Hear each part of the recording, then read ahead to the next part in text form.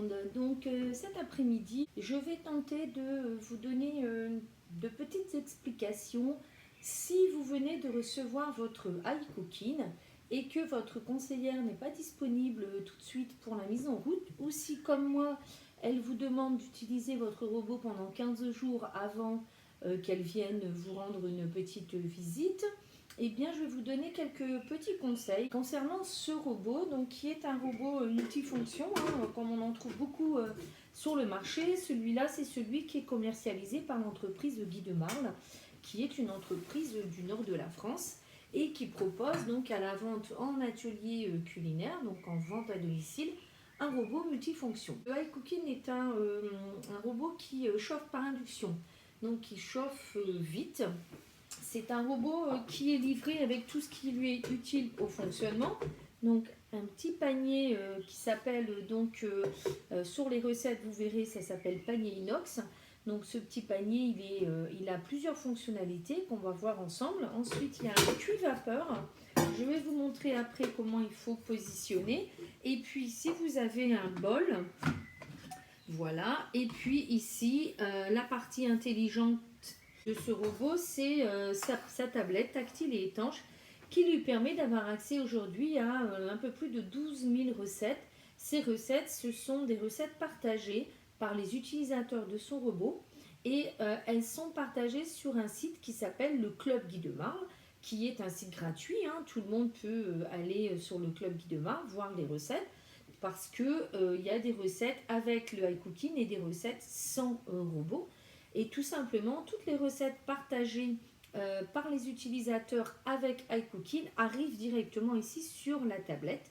Donc on va parler d'abord de tout ce qui est matériel, comment on ferme, comment on verrouille, etc. Puis ensuite je vais rapprocher la tablette et je vous montrerai comment on fait des recherches directement sur cette tablette. Donc ici, le bol. Ce qu'il faut savoir sur le bol, donc c'est un bol pâtissier. Donc c'est un bol étroit et qui a la forme d'un cul de poule et qui rentre dans le socle. Et quand il est rentré dans le socle, ici nous avons un connecteur induction qui permet de se connecter dans le socle avec la cuisson par induction. Donc ce bol, bien sûr, il est équipé d'une lame qui doit toujours rester dans son bol. Et lorsqu'on a besoin de retirer la lame, tout simplement, on retourne le bol. Ici, vous allez mettre cette petite languette comme ça à la verticale et la lame tombe. Voilà, et là vous récupérez la lame. Donc cette lame, pour info, c'est une pièce d'usure. Vous savez qu'un robot, c'est comme une voiture. On l'utilise, on use des pièces et à un moment donné, c'est comme les pneus et les freins, il faut changer. Donc cette lame, elle se change tous les, on va dire, 2-3 ans d'utilisation normale. Et ici, vous avez le connecteur induction. Cette partie-là ne doit pas rester longtemps en contact avec de l'eau. C'est-à-dire, je m'explique, la lame de ce robot, avec son connecteur induction, ne doit pas aller au lave-vaisselle. D'accord, mais de toute façon, un bon couteau ne va pas non plus au lave-vaisselle. Et puis, c'est pareil, si vous voulez mettre votre bol au lave-vaisselle, il n'y a aucun souci. Néanmoins, il ne faut pas y laisser la lame. D'accord? Donc, ça au lave-vaisselle, ça on ne met pas au lave-vaisselle. Pour nettoyer la lame, plusieurs solutions. La première, vous avez ici des solutions de nettoyage qui sont enregistrées sur le robot. Il y en a une multitude, adaptées plus ou moins à différentes recettes. Et puis sinon, lorsque vous avez besoin de retirer la lame, eh bien vous avez un goupillon qui est livré avec le robot et qui permet de nettoyer cette lame. La lame, c'est pareil, on ne la laisse pas tremper pendant des heures dans l'eau sous prétexte qu'il y a de la pâte ou une crème pâtissière, etc. On va la passer sous l'eau. Deuxième petite astuce, pour ne pas mouiller ici cette partie-là qui est le connecteur, on va pouvoir mettre ce qui nous sert à verrouiller le bol et nettoyer la lame sous l'eau. Pour remettre la lame, c'est simple, on va mettre sa lame dans son bol et on a des encoches. Voilà, donc vous passez la lame dans les encoches, ok? Et puis vous allez remettre ici le système qui permet de verrouiller. Tout simplement, gardez en mémoire que ça vient systématiquement se fermer devant la poignée. Lorsque vous aurez ça en tête, vous refermerez tout simplement votre bol. Voilà. Pour verrouiller le bol, il y a une sécurité. Donc la sécurité, c'est quoi? Je ne peux pas ouvrir et fermer mon bol tout le temps qu'il est verrouillé. C'est-à-dire que ici, vous voyez une petite flèche et un verrou. Pour fermer et ouvrir le couvercle, il faut que le bol soit devant la petite flèche. Donc, tout simplement, j'appuie sur mon couvercle. Lorsque le joint est neuf, ça peut vous sembler un petit peu dur, mais c'est tout simplement parce que le joint, il est neuf, donc il ne s'est pas encore assoupli. Lorsque vous avez fermé votre couvercle, tout simplement, vous viendrez verrouiller. Voilà, tout le temps que le bol n'est pas verrouillé et le couvercle fermé, vous n'arriverez jamais à démarrer votre robot. C'est une sécurité parce que ces robots sont utilisés par les enfants. Il n'y a aucun risque qu'un enfant y mette la main et que le robot démarre, c'est une sécurité. Par ailleurs, deuxième sécurité, lorsque vous êtes en manuel, vous ne pourrez jamais chauffer s'il n'y a pas de temps. D'accord? Donc, lorsque vous utilisez le robot en mode manuel, il faudra penser, on met d'abord le temps, ensuite la température et ensuite la vitesse. Et quand tout va bien, votre robot indique que vous pouvez démarrer. Si vous mettez de la température mais pas de temps, vous voyez que le démarrer ici, il s'est en grisé. Vous ne pourrez pas démarrer votre robot, c'est une sécurité. Ensuite, ce panier en inox, il sert premièrement à cuire. À l'intérieur de votre bol, vous allez pouvoir cuire ici à l'intérieur des féculents, des légumes, des œufs durs, de la viande, peu importe. Vous pourrez cuire tout ce que vous voudrez. Il faut mettre bien sûr de l'eau dans le bol et puis venir poser ici vos ingrédients dans ce panier inox. Ensuite, bien sûr, il faudra fermer et verrouiller pour démarrer. Voilà. Ce panier en inox, il sert aussi, pour certaines recettes, on vous demande de le mettre après avoir mis dans votre bol des ingrédients tels que des oignons, de l'ail, des échalotes, des noix, des noisettes, etc. C'est pour permettre à ces ingrédients de rester bien dans le fond du bol. Bien sûr qu'il faudra retirer ce panier inox pour terminer la recette. Ensuite, on va vous demander parfois de retirer le petit capuchon et de mettre ce panier comme ça à l'envers. Ça, c'est pour éviter les débordements et éviter aussi lorsque vous mixez une soupe ou une pâte à crêpes, peu importe, c'est pour éviter les éclaboussures. Voilà, tout simplement. Donc, à chaque fois que vous avez besoin de mettre votre panier dedans, au-dessus, vous le verrez apparaître dans les recettes. Le panier, le cuit-vapeur. Le cuit-vapeur qui est livré avec le iCooking. Donc, c'est une partie qui vient se mettre au-dessus du bol à la place du couvercle. On retrouve le joint. Voilà, on retrouve exactement ce joint-là. D'ailleurs, petite information, les joints sur le couvercle et sur le cuit-vapeur ont un endroit et un envers. Lorsque vous retirez le joint pour, par exemple, mettre votre couvercle au lave-vaisselle, vous allez pouvoir mettre votre couvercle au lave-vaisselle sans problème. Cependant, il faut retirer le joint. Et pour remettre le joint, ici, vous avez une inscription. Cette inscription, elle vient à l'intérieur. Elle est cachée. Voilà. Donc ici, on remet le joint. On a ici ce même joint, mais là, il est couleur jaune. Donc, lorsque vous avez besoin d'utiliser le cuit-vapeur, il sera aussi indiqué dans la recette d'ajouter le cuit-vapeur. Donc, tout simplement, vous pouvez avoir besoin de mettre quelque chose à cuire dans ce petit panier en inox. Et puis, vous allez venir mettre votre cuit-vapeur exactement comme le couvercle. Et attention, le joint est neuf aussi quand on vient de recevoir son robot.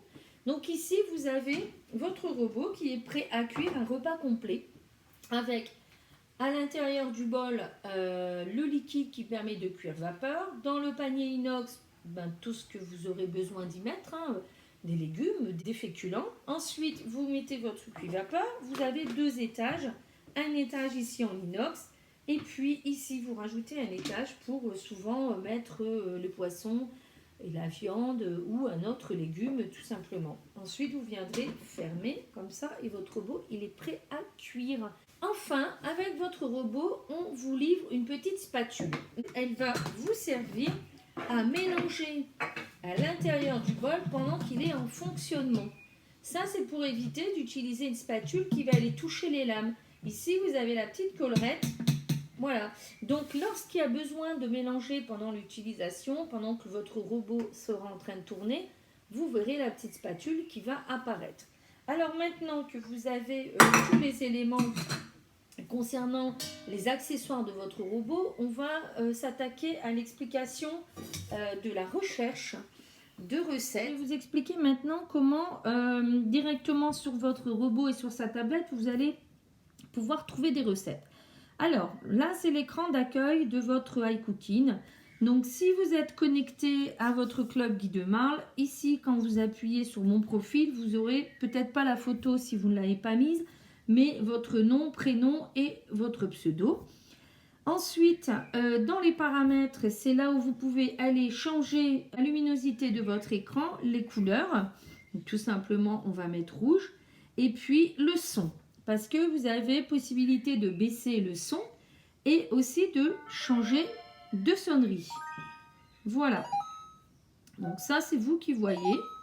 Donc ça, c'est personnalisation de mon robot. Ensuite, pour connecter votre robot en Wi-Fi, vous avez ici configuration Wi-Fi. C'est là où vous allez choisir. Normalement, il vous le propose à l'installation. Vous allez choisir votre box et y mettre le mot de passe. Ensuite, vous avez deux façons de cuisiner. Vous avez le mode manuel et le mode recette. Donc, le mode manuel, ça, moi, personnellement, je l'utilise très peu. Parce que, tout simplement, quand vous allez dans les recettes, vous avez 12 966 recettes qui vous sont proposées en mode pas à pas. Donc, autant que faire se peut, allez plutôt faire des recettes qui sont enregistrées. Donc, première solution, vous savez ce que vous voulez préparer.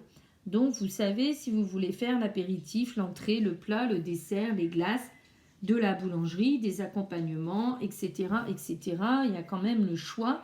Donc, si vous avez dans l'idée de faire une glace, eh bien, vous allez appuyer sur glace et vous allez voir arriver toutes les recettes de glace et de sorbet. Donc ici, le classement qui est choisi, c'est le classement avec le plus de favoris. Vous pouvez changer ce classement, tout simplement. Vous pouvez mettre un classement alphabétique ou les plus anciennes, les mieux notées, les plus récentes, etc. Donc ça, c'est vous qui voyez. Ensuite, vous avez possibilité d'affiner votre recherche. Comment? Par rapport à des ingrédients, par rapport à une thématique. Par exemple, vous cherchez une thématique light. Eh bien, ici, dans la thématique, vous pouvez dire « Je cherche à faire une glace et je voudrais qu'elle soit light ». Donc, vous voyez, les thématiques, il y en a quand même pas mal. Ici, on va voir s'il existe. Voilà, donc ça, c'est tous les sorbets qui sont estampillés light. Ensuite, vous pouvez très bien affiner la recherche avec un fruit. Par exemple, vous avez des fraises dans le jardin. Eh bien, ici, vous allez taper fraise, pas frise. Parce que sinon, on met frise. Hein. Donc, ici, vous tapez fraise. Vous allez attendre, ça c'est impératif, qu'on vous propose tout ce qui existe comme ingrédient avec le mot fraise. Donc, si on va mettre des fraises, on va voir s'il existe. Donc là, il n'y a pas de recette light à la fraise, donc j'enlève la thématique light et donc ici il est en train de chercher des glaces avec des fraises. Voilà, donc là vous avez de la glace à la fraise. Ensuite, donc il y en a quand même pas mal, vous pouvez toujours affiner votre recherche avec le temps et la difficulté. Ici c'est si vous savez de qui est la recette. Donc si vous tapez le nom d'une personne qui partage, vous aurez ici toutes ces recettes. Plus, bien sûr, plus vous allez affiner, moins vous aurez de résultats. Normalement, plus vous affinez, plus vous obtenez ce que vous cherchez. Donc ça, c'est la recherche quand on sait ce qu'on veut faire. Ici en haut, dans l'écran d'accueil, vous avez aussi la possibilité de chercher une recette. Soit par rapport à son nom. Par exemple, je veux faire une baguette, des baguettes. Donc ici, je vais taper le mot baguette, tout simplement. Sinon, vous pouvez aussi, la fonction je vide mon frigo, elle est ici dans ingrédients. Ici, vous avez acheté des fraises sur le marché. et vous avez envie de cuisiner vos fraises. Donc dans les ingrédients, vous allez taper le mot fraise et vous allez, comme tout à l'heure, attendre qu'on vous affiche tout ce qu'il existe en ingrédients et dans lequel il y a le mot fraise. Donc ici, moi j'ai mis fraise. Il va me mettre toutes les recettes à base de fraises. Après, libre à moi d'aller affiner ma recherche, hein.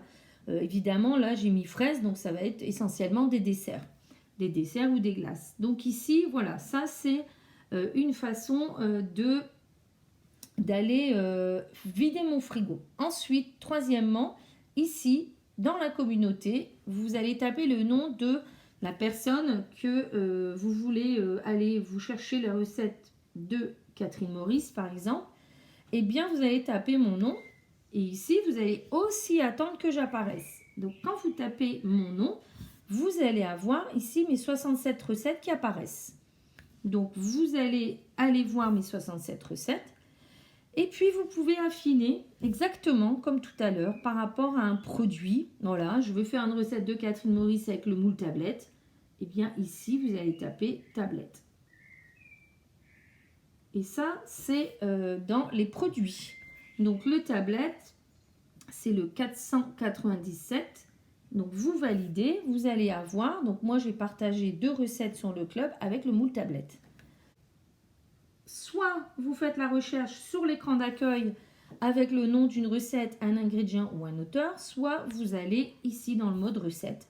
Alors, dans l'aide, ici, vous allez trouver toutes les vidéos, tout ce qu'on vous explique quand on met en route un e-cooking. Il est ici dans l'aide. Ici, dans les recettes, ce sera vos recettes lorsque vous les aurez partagées.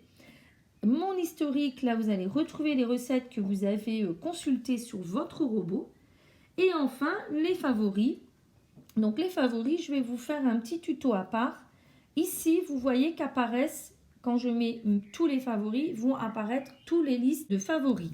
Tout simplement, ces listes, on ne va pas les enregistrer sur le iCooking, mais on va les enregistrer sur le Club Guy de Marle. Donc là, moi, je vous encourage grandement à aller sur le Club Guy de Marle, créer vos propres listes de favoris. Pourquoi?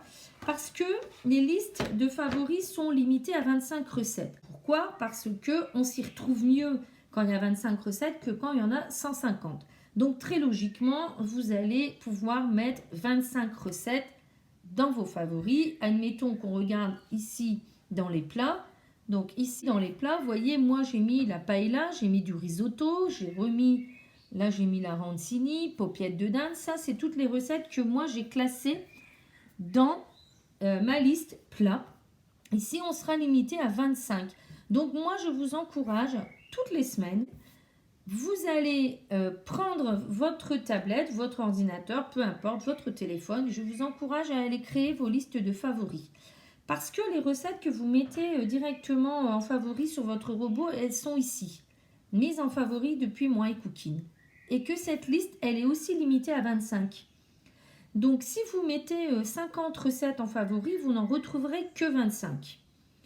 Donc, une fois par semaine, moi, je vous encourage à vous mettre sur votre tablette ou votre ordinateur et prendre toutes les recettes que vous avez mis en favoris dans cette liste et aller les reclasser. Par exemple, petit bouchée au thon, ben ça c'est un apéritif, clairement. Biscuit à la cuillère, ben on peut classer ça dans biscuit. Donc voilà, ça c'est toutes les explications concernant les favoris. Très très intéressant d'aller classer ses favoris parce que vous voyez ici, moi j'ai une liste de favoris par exemple apéritif. Retrouvez les recettes que j'ai mis dans ma liste apéritif qui... D'ailleurs, il y a une erreur là, qui ne sera pas la même que vous. Voilà, donc ici, régulièrement, allez sur votre club pour... Alors, le club, vous vous connectez avec les mêmes identifiants et mots de passe que sur le iCooking. Voilà, j'espère que ce tuto vous aura permis de prendre en main sereinement votre iCooking. Donc, je vous ai dit tout ce qu'il y avait à savoir. Il y aura bien sûr d'autres choses lors de la mise en route. Et puis, évidemment, vous pouvez m'interroger sans problème. Vous avez mes coordonnées. Sinon, je les mettrai à la fin de la vidéo. Eh bien, bye bye!